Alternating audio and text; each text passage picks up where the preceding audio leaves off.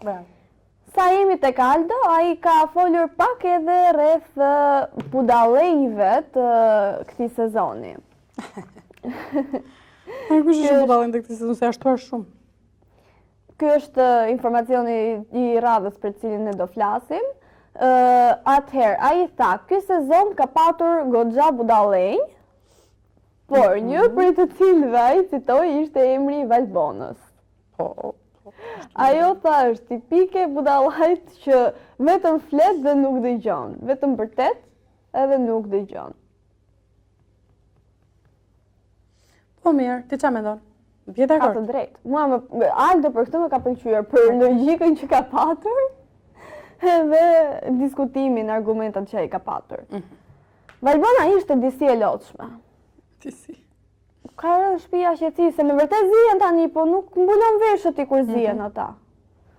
Përsa me Valbonën s'është e njëjta gjë. ishte një zë shpus. Një zë shpus, kështu që të sillte mu këtu në çaç këtë kokës, siç i thon. Dhe Aldo i ka shpallur luftë me sa duket Valbonës, presim disin nga ana e Valbonës tani.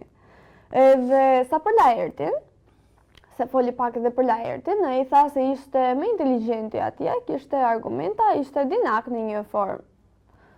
Dhe nuk mendonte se do ta fitonte, sepse si ishte inteligjenca e tij për këtë lloj formati. U shpreh se Valbona e ka prishur disi punë Laertit. Pse? Nuk e di. Çfarë bëri Bona? Mendimi i Aldos.